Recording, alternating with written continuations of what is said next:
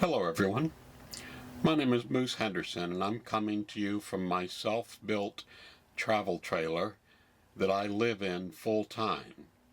It's 42 square feet on the inside and I am a wildlife photographer that travels from location to location in order to do photographs and also to write books about these locations that I photograph. So you may be wondering what life is like on the road, how I am able to live on a shoestring, but still able to do things in a legal manner, not be hassled by the police or anyone like that, and how I am able to function on the road, taking pictures, writing books, and living in a small space. So in this video, we're going to go over some of the ways that I'm able to do this and what my life is like kind of on a daily basis. So we'll do that right after this.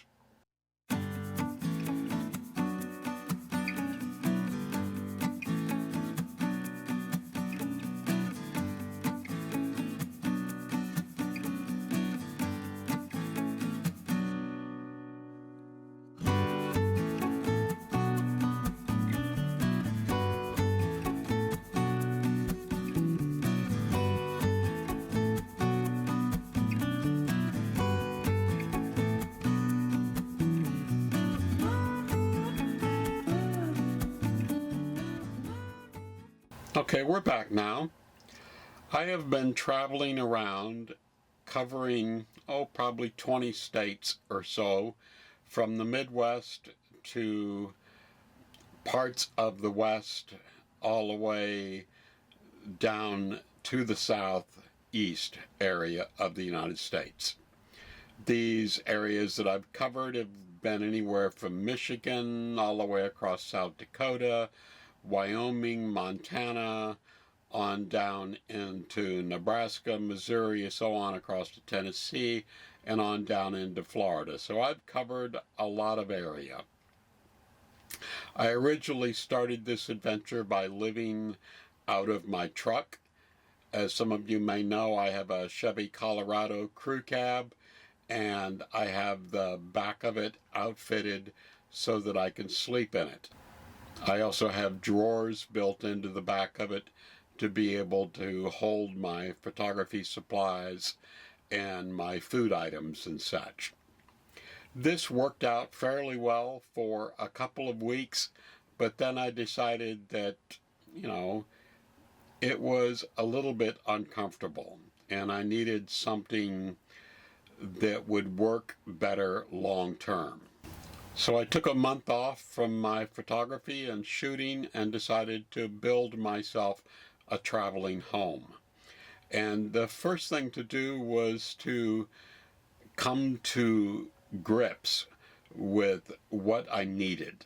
What were my very basic needs? Well, I needed a place to cook. I couldn't eat out every day. I just don't have the budget for it. So I needed a basic kitchen. And sometimes you need something that's enclosed, that you're not cooking off the tailgate of your truck or on picnic tables and stuff, because it may be storming outside or something like that. So I needed some basic cooking type of space. I needed a bed. I needed a place to sleep that was comfortable and warm. I needed lights on the inside so that I didn't have to operate just when the sun came up. I needed a desk. I spend a lot of time at the computer writing books, processing photos, researching places, researching the next place to go to, researching the places that I have been to. A lot of my life is spent at the desk. I also needed a way to get clean. So I decided that I needed a shower. So these were the basics that I thought I needed: a kitchen, a bed, a desk, and a shower.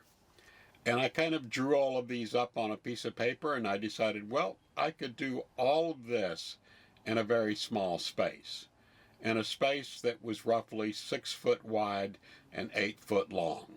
Now I am only 5'2", so I can sleep in a smaller space than someone who is much taller than me, so that is a significant advantage. So my tiny house, or my mini house, if you will, is 6 foot wide by 8 foot long. The interior dimensions add up to 42 square feet.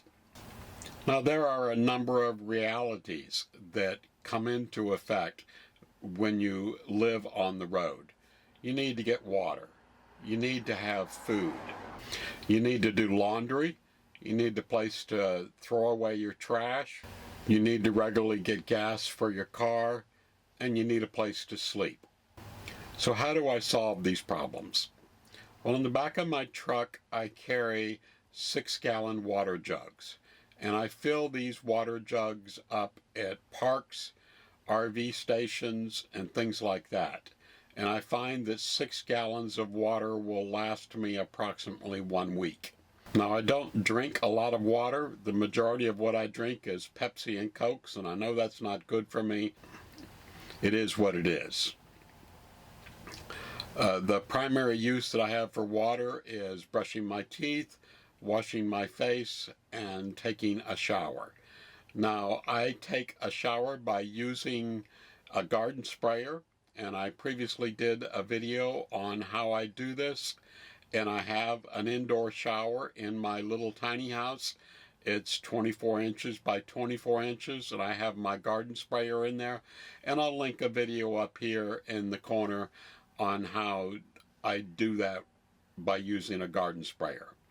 I heat the water on my little stove here in my house, and I pour that into the garden sprayer, and that gives me a very functional shower. It may not be a long, luxurious shower like you would get at the Hilton or the Marriott, but it is a functional shower. I do my cooking of my food either inside my trailer when it's not nice outside, or outside right next to my truck or the picnic table or something like that. I prefer to cook outside. It keeps all of the smells and dirt and stuff like that outside, but you don't always have that choice. It's very good to have a way to cook inside in addition to having a way to cook outside. I do my laundry typically once every 10 days to 2 weeks. I collect the laundry every day into a grocery bag, one of those reusable type bags, and I store that in the back of my truck. Once every 10 days to 2 weeks, I go to a commercial laundromat and I do my clothes at the laundromat. It costs anywhere from $5 to $7 to wash my clothes, and that includes buying the box of soap and the washing and the drying of my clothes. I find that works out well for me and is not a burden at all. I usually do that in the midday when I would not be normally photographing. I usually go to a laundromat that has Wi-Fi, so that way I'm able to use the Wi-Fi at the laundry to upload videos or to do research on the next place that I'm going to visit to do my photography. I buy my gas like everyone else does in a gas station, but by towing a trailer, sometimes you need to think through this ahead of time. Trailers are difficult to back up, and so you need to look carefully at the gas station as you pull in for how you're going to be able to navigate. I find that by pulling a trailer, I need to buy gas much more often than I normally would by not pulling a trailer. Pulling the trailer cuts my gas mileage from what I would normally get, which is 22 to 24 miles per gallon, down to around 13 to 16 miles per gallon on the road. So it does eat into my budget a bit, having to buy gas much more often. One complication you have when you're living in a trailer is, where are you going to stay every night? Now, of course, we all have the option of staying in a campground or something like that, but that can get very expensive very quickly. And since I live on a shoestring, I try to stay in places that are free. But I don't want to stay in places that are illegal or to try to stealth camp. So I have an app on my phone that tells me the various places that are free. And I have a number of apps on my phone. One is called The Dirt. Another is called Free Roam. I have another one called Campendium, RV Parky, and Trucker Roam. Here on the East Coast, we don't have a lot of BLM land or National Forest land that you can park on. On the East Coast, it's much more populated than it is on the West Coast. When I am over on the West Coast, I use a lot of these lands, the BLM land, the forest land, for free parking. And those apps that list that as things like The Dirt and Free Roam has a lot of good advice on how to find those sites. Here on the East Coast, I use an app on my phone called RV Parky. And this allows me to find the places that legally allow me to stay overnight. Places like Walmart parking lots, places like Cracker Barrel, Bass Pro Shop, things like that where you're legally allowed to park. Of course, in addition to that, there's also truck stops, roadside rest stops. All of those are legal to park in, and I've tried each of those. I find that the Cracker Barrels are the nicest. One, they're very well maintained. Two, they're frequently used only by RVers or van goers, van lifers, or people living out of their trucks and whatnot. It's very seldom used by 18-wheelers. And the disadvantage of 18-wheelers is they typically run their engines or generators all night long. And it tends to be very noisy.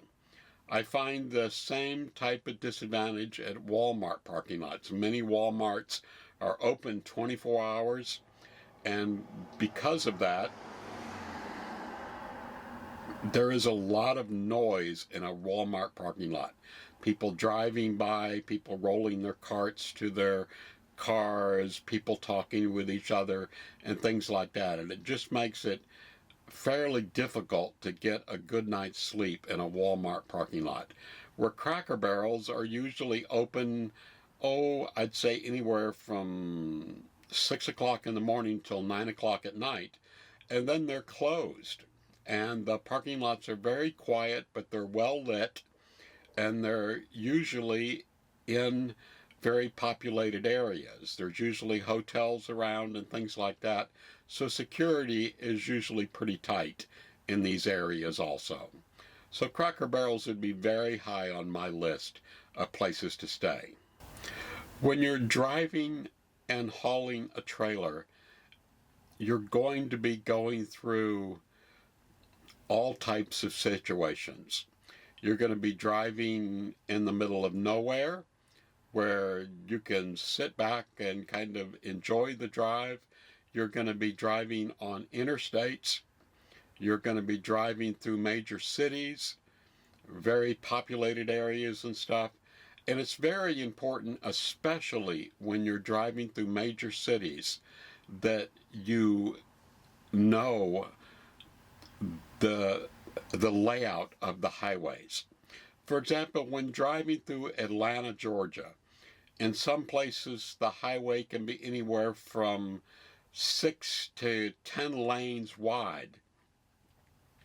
And as you're traveling through Atlanta, 3 of these lanes will exit off on another interstate, or 2 lanes on the left-hand side will exit off on some exit and stuff. And if you're not really paying attention, you can get blocked in and unable to go where you want to go and get forced off onto an exit that you didn't want to go on.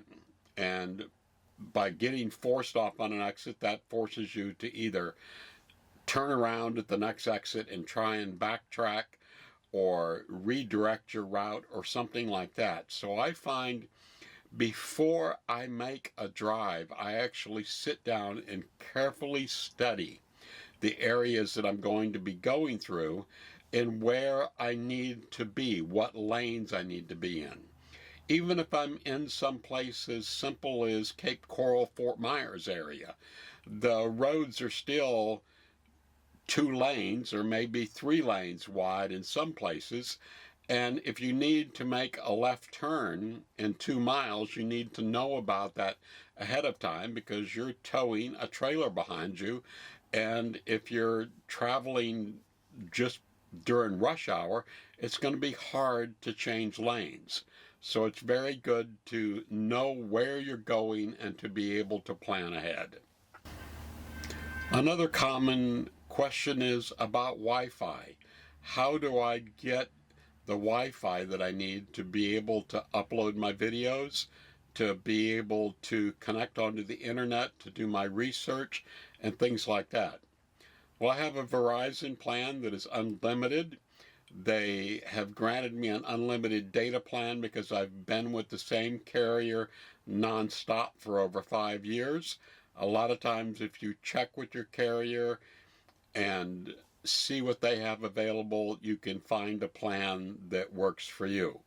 I don't always have access to internet, and sometimes I just have to wait. Other times I get my internet by connecting into things like McDonald's or other restaurants. Sometimes hotels have free internet, and sometimes I go to the library or places like that in order to be able to connect in to a fast enough internet to upload my videos and to do my internet research. So what are the realities of living on the road? Well, it seems very glamorous.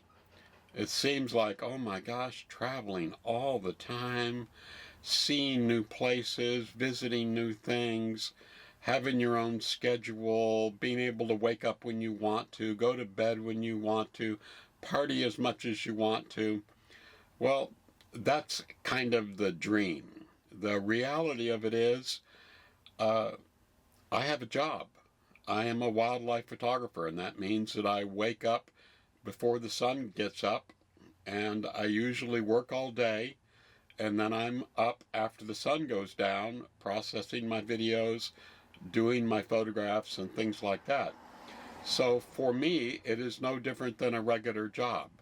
I still have responsibilities and things like that in order to be able to get the photos done and to be able to write the books and also to be able to do my YouTube videos. All of this takes time, and I need to be able to plan out my day to be able to get this work done.